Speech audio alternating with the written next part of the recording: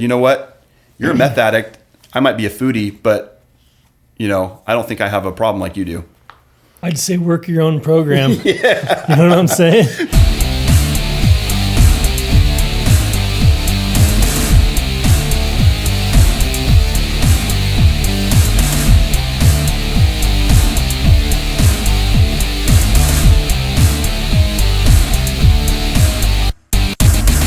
Welcome to the Position Recovery Podcast. I'm your host, Jeremy Grogan, but you guys already know that.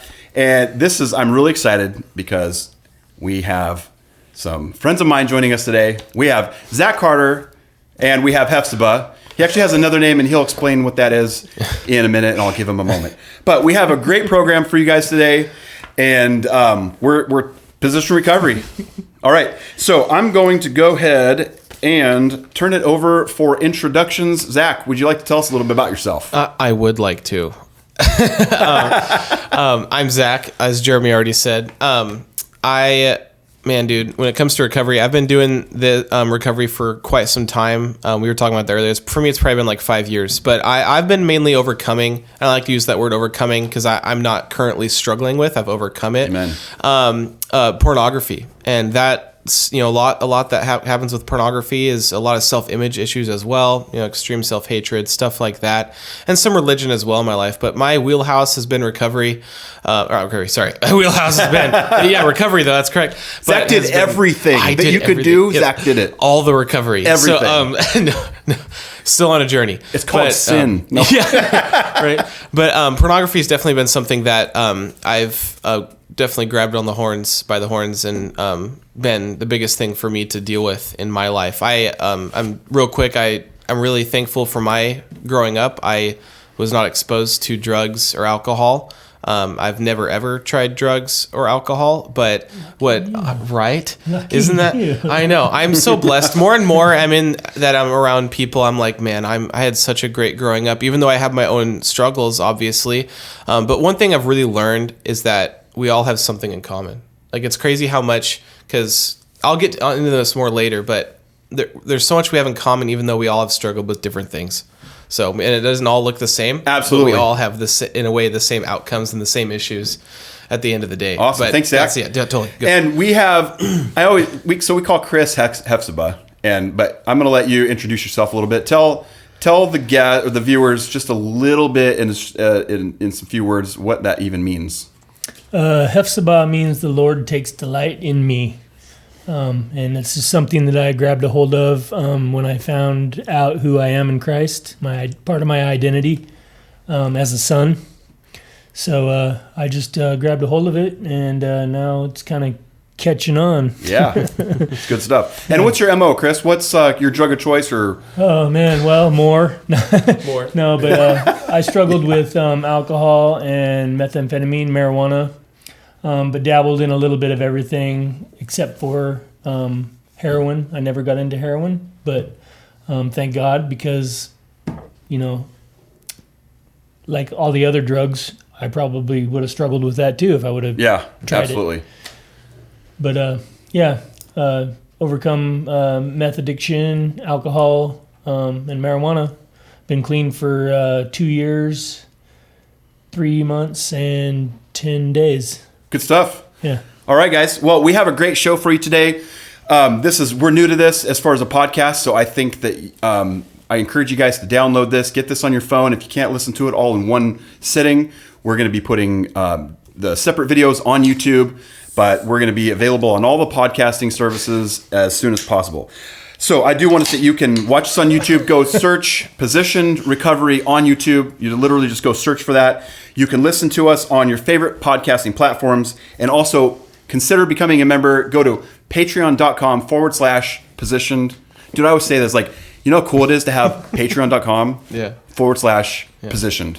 I own that. I have that. We can, how you say you can catch us on all your favorite streaming platforms or whatever, or podcasts. We also, you can catch us on all your least favorite ones as well. Yeah, sure.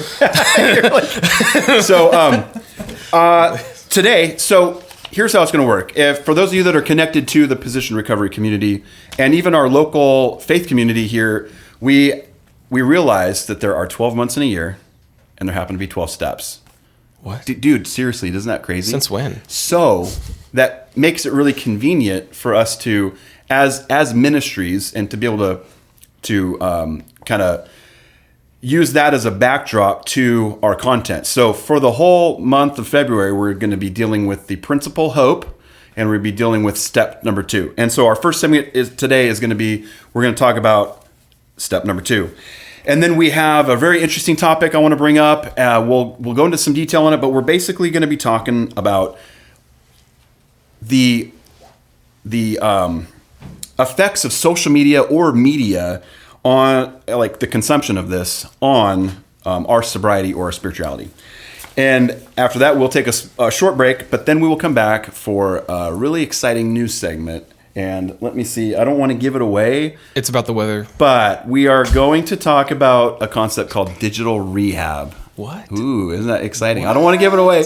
I just gave it away. But we will talk about digital rehab. And that is I have a news article I want to talk about. And then we have, for our second main segment, being our first podcast, which is actually podcast number 0. I'm going to let the boys at the table, actually they're men, but we can call them whatever. We will come up with something, and then we will end with the daily reflection. So let's go to step number 2. I believe Chris can just recite it. For some reason, I'm going to go to the book here. Chris, would you like to tell us step 2? Is that the one came to believe?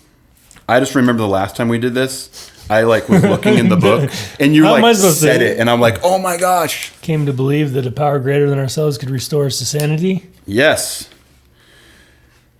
And I'm gonna confirm that. Yeah. Fact check real quick here. I'm the fact checker here, guys. Step number 1's that we admitted that we were powerless over our addiction and our lives had become unmanageable. I'm getting some help here, and this is just a little plug on Celebrate Recovery, which is a great program.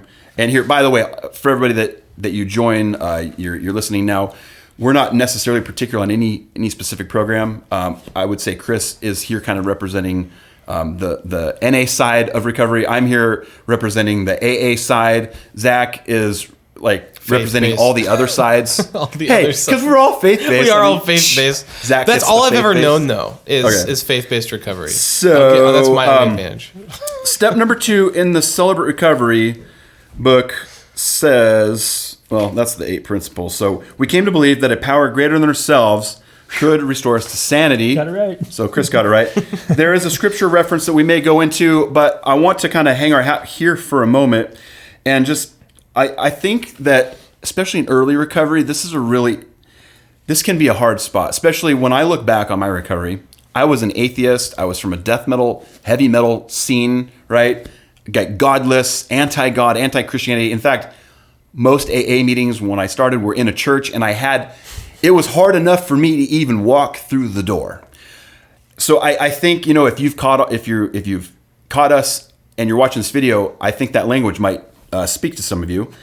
How do we get from that to the next level? And so step 2 says we came to believe that a power, it doesn't say God, Yahweh, Christ, it just says a God, higher power, could restore us to sanity. So I think this is a really good spot to turn over to Chris. Can you tell us a little bit about this change that you went from step 1, where you admitted that you had powerless over your addiction, but then you moved into not necessarily Christ as your higher power, but the possibility that there was even a higher power? Well, for me, I always believed in God. I've had some situations in my life where I couldn't explain what happened or how it happened. So I just believed that was God.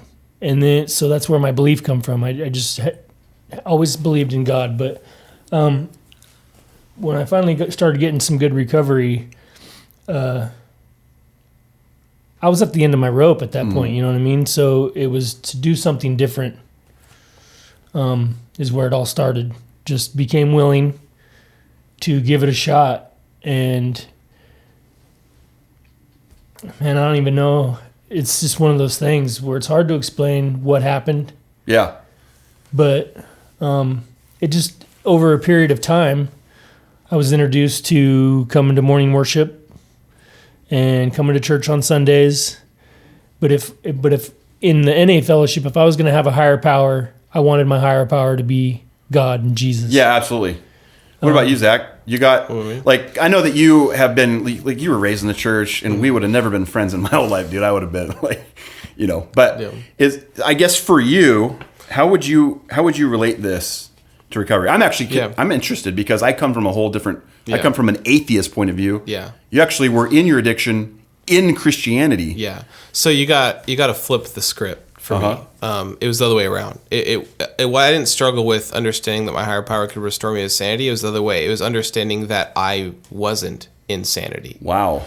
And so my story is more of when I met my wife and my spiritual brothers and sisters, mentors, you name it, Holly, Jeremy, Graham, and the whole Graham family, and really all you guys. I was thrusted into recovery because honestly, I was after more in my life. That's right. More of God. That. And I followed Haley to recovery, honestly, my wife. And being there, my mindset was these people struggle.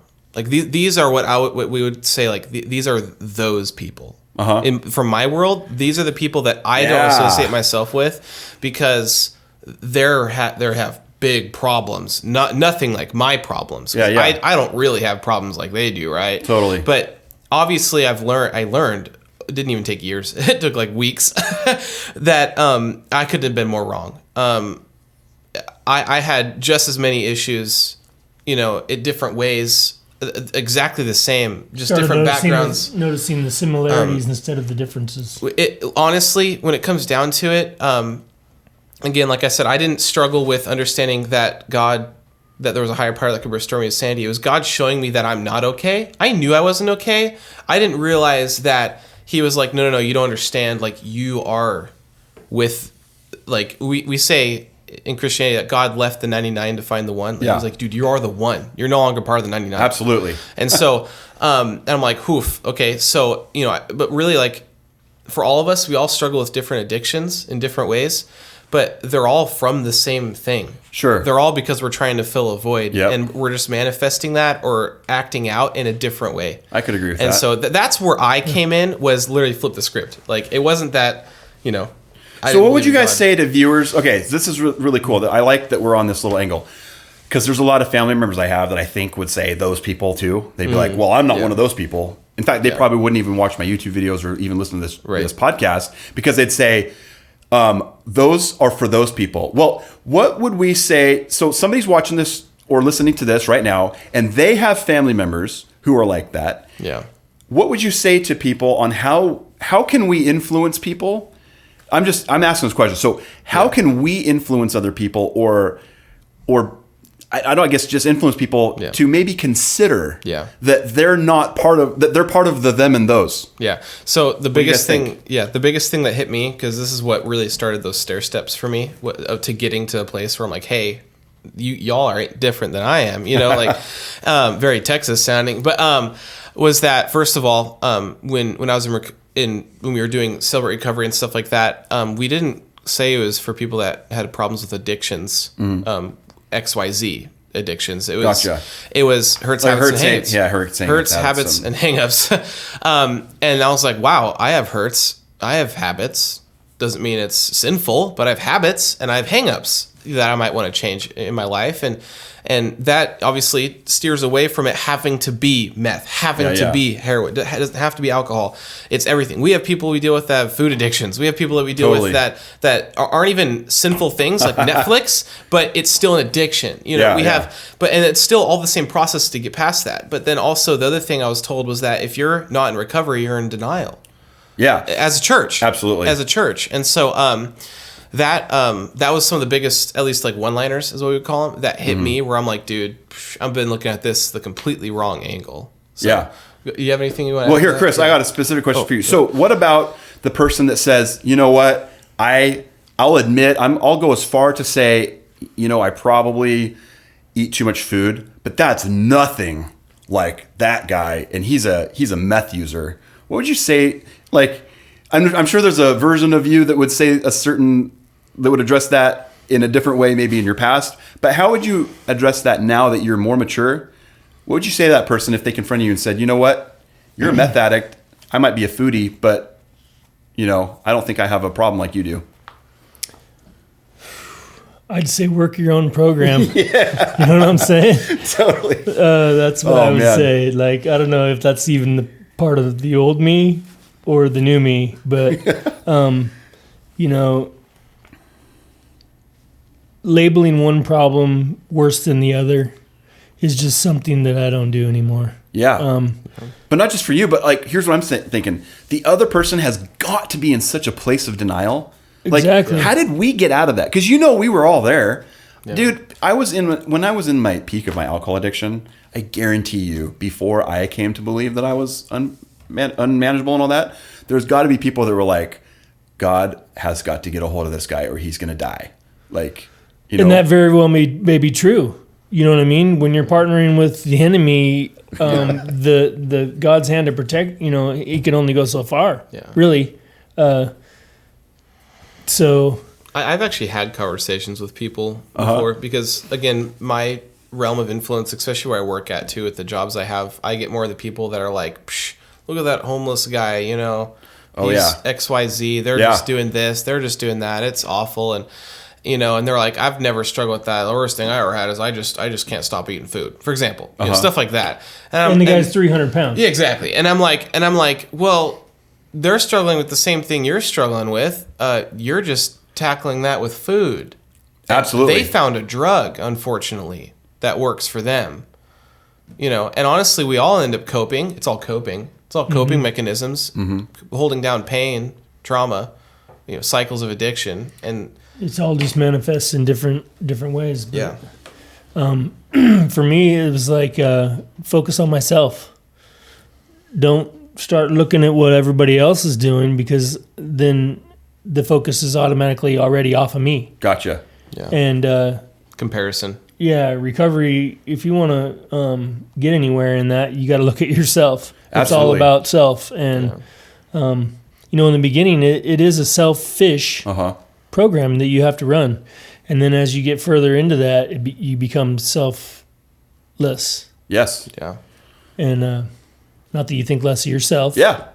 But you think of yourself less. Perfect. Yeah. And, absolutely. Thank you for checking out this clip from the Position Recovery Podcast. The entire podcast is available on our other channel.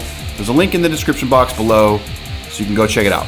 The full audio program is available on your favorite podcast platforms like Spotify, Pandora, and Google Podcasts. Don't forget to like, share, and subscribe. Finally, if you'd like access to exclusive members-only content, or maybe you just want to support us in what we're doing financially, head on over to patreon.com/position, where there are a variety of giving levels and one that is perfect for your budget. It's always awesome hanging out with you guys. And remember, many are called, but you are positioned.